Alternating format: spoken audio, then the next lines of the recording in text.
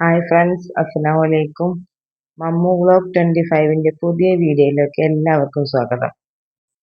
ഇനി നമുക്ക് പള്ളിയിലുള്ള ഉസ്താദിന്റെ ചെലവാണ് കേട്ടോ. അപ്പോൾ നമ്മളിന്ന് ഇവിടെ ഉണ്ടാക്കാൻ പോകുന്നത് നെയ്ച്ചോറും ചിക്കൻ കറിയാണ്. ഒരു ഉസ്താദിനുള്ള ഭക്ഷണമൊക്കെ വേണ്ടുള്ളൂ. പള്ളിയിലുള്ള ഉസ്താദിന്റെ മാത്രം ചിലവാണ്. മദ്രസയിലുള്ളതാകുമ്പോഴാണ് 5ഉം 6ഉം ഉസ്താദുമാരുണ്ടാവുള്ളൂ. ഇത് നമ്മൾ വീട്ടിൽ കുറേ അംഗങ്ങളുണ്ടാകുന്നത് 2 കിലോ അരിയാണ്. പിന്നെ അരിയുടെ ചോറാണ് നമ്മൾ ഉണ്ടാക്കുന്നത്. വിറകടുപ്പിൽ തന്നെയാണ്. പിന്നെ നമ്മൾ നെയ്ച്ചോറ് ഒരു ചെമ്പട്ടി വെച്ചിട്ട് ചോറ് റെഡിയാക്കിക്കൊണ്ടിരിക്കുകയാണ്. എന്തുകൊണ്ടാണ് ഉസ്താദിന്റെ ചെലവ് എന്നൊക്കെ പറഞ്ഞത് നമുക്കറിയില്ല കേട്ടോ. ഉമ്മയും വല്യമ്മയൊക്കെ ഉള്ള കാലത്ത് തന്നെ അങ്ങനെ ഫുഡ് കൊടുക്കാറുണ്ട്. അപ്പൊ അവരും അങ്ങനെ തന്നെ പറഞ്ഞത് ഉസ്താദിന്റെ ചെലവാണ്. എന്തുകൊണ്ടാണ് ചെലവാണ് അങ്ങനെ പറയണതെന്ന് അറിയില്ല. പിന്നെ ചിലവ് അങ്ങനെ ഇല്ലാത്ത സ്ഥലങ്ങളുണ്ടാവും. ഒരുപാട് ജില്ലകളിൽ ഉസ്താദിന് ഫുഡ് കൊടുക്കാത്ത, അല്ലെങ്കിൽ അവിടെ അങ്ങനത്തെ അങ്ങനത്തെ ഇല്ലാത്ത ജില്ലകളുണ്ടാവും. പിന്നെ നമ്മൾ ഈ മലപ്പുറം, പാലക്കാട്, കോഴിക്കോട് ആ ഏരിയകളിലൊക്കെ ഇങ്ങനെ തന്നെയാണുള്ളത്.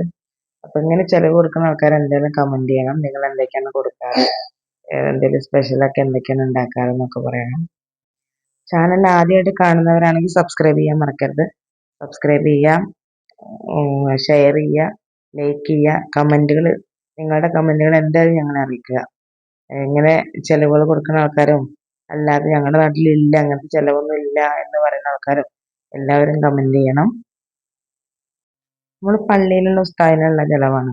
അപ്പൊ പള്ളിയുടെ പരിസരത്തുള്ള 30 വീടുകളിൽ നിന്നാണ് ഓരോ മാസത്തില് ഒരു ദിവസം. നമുക്ക് ഓരോ ദിവസം ഡേറ്റിലാണ്, 1-ാം തീയതി ഒരു വീട്ടിൽ, 2-ാം തീയതി വീട്ടില്, അങ്ങനെയാണ് 30. അല്ലാതെ കുറെ വീടുകളുണ്ട്. പക്ഷെ 30 വീട്ടുകാരാണ് പള്ളിയിലുള്ള ഉസ്താദിന് ഫുഡ് കൊടുത്തുകൊണ്ടിരിക്കുന്നത് കേട്ടോ. നമ്മൾ വിറകടുപ്പിൽ തന്നെയാണ് ഫുഡ് ഉണ്ടാക്കിക്കൊണ്ടിരിക്കുന്നത്. കാരണം കുറച്ചധികമൊക്കെ നമ്മൾ ചോറൊക്കെ വെക്കുന്ന ദിവസമാണെങ്കിൽ വിറകടുപ്പിൽ തന്നെയാണ്, പെട്ടെന്നായി കിട്ടും. അങ്ങനെയാണെങ്കിൽ അത് വേണ്ടിയിട്ടാണ് നമ്മൾ വിറകടുപ്പിൽ കഴിക്കുന്നത്. അങ്ങനെ ഇതാ നമ്മുടെ നെയ്ച്ചോറ് റെഡിയായി വന്നിട്ടുണ്ട്. റെഡിയായി വന്ന് ഒരു 3/4 ഭാഗം വേവായപ്പോൾ നമ്മൾ ദമ്മാക്കി. ഇനി അത് ഇറക്കി വെച്ചതിന് ശേഷമാണ് കറിക്കുള്ള കാര്യങ്ങളൊക്കെ ചെയ്യുന്നത്. പിന്നെ നമ്മൾ ചിക്കൻ കറി ഒന്നും കുക്കറിലൊന്നും അധികം വെക്കാറില്ല. കുക്കറിലൊന്നും വെക്കുമ്പോൾ ഇവിടെ ആർക്കും അങ്ങനെ അധികം ഇഷ്ടമല്ല. നന്നായിട്ട് വെന്ത് പോയി എന്നൊക്കെ പറയുള്ളൂ. നമ്മൾ ഇരുമ്പ് ചട്ടി, ഇൻഡാലിയത്തിൻ്റെ ചട്ടി എന്ന് അതിന് പറയാം. നല്ല വെയിറ്റുള്ള ഒരു ചട്ടിയാണ്. അപ്പോൾ നമ്മൾ ഉള്ളിയൊക്കെ വഴറ്റുന്ന സമയത്താണെങ്കിലും കരിയൊന്നുമില്ല. അങ്ങനെ അതുകൊണ്ടാണ് ഈ ചട്ടി ഉപയോഗിക്കുന്നത്. അപ്പോഴേക്ക് ഇതാ നമ്മുടെ ദമ്മെടുക്കാറായി. ദമ്മെടുത്തു. ചോറ് അടിപൊളിയായിട്ട് വന്നിട്ടുണ്ടായിരുന്നു. പിന്നെ കുറച്ച് നെയ്യ് ഒഴിച്ചു കൊടുത്ത്, നെയ്യ് ഒഴിച്ച് കുറച്ച് മല്ലിയില ഇട്ടു. പിന്നെ നമ്മൾ വറുത്ത് കോരി വെച്ചിട്ടുള്ള സവാള, പിന്നെ മുന്തിരി, അണ്ടിപ്പരിപ്പൊക്കെ നമ്മൾ വെച്ചു. വോയിസ് ക്ലിയറായി കേൾക്കുന്നുണ്ടെങ്കിൽ എല്ലാവരും ക്ഷമിക്കുക. കാരണം തൊണ്ടവേദനയും ചുമയും ജലദോഷമൊക്കെ വന്നിട്ട് സൗണ്ടൊക്കെ പോയി കിടക്കണം. അങ്ങനെ നമ്മുടെ ചിക്കൻ കറി ഇതാ റെഡി ആയിക്കൊണ്ടിരിക്കുന്നു. ചിക്കൻ കറി നന്നായിട്ട് ഇളക്കിയിട്ട് ഇനി അത് മൂടി വെക്കാം.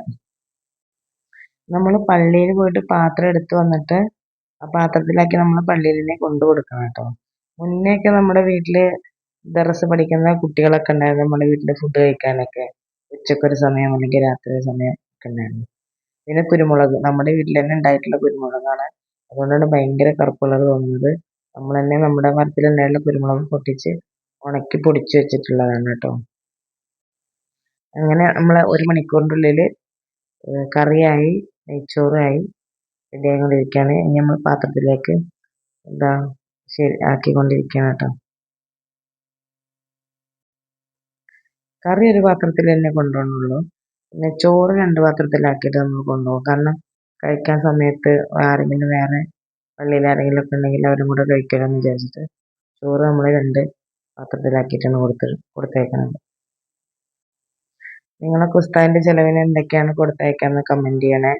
അപ്പോൾ നമുക്കിനി അടുത്ത പ്രാവശ്യങ്ങളിലൊക്കെ ആയിട്ട് അങ്ങനെ ചെയ്യണം.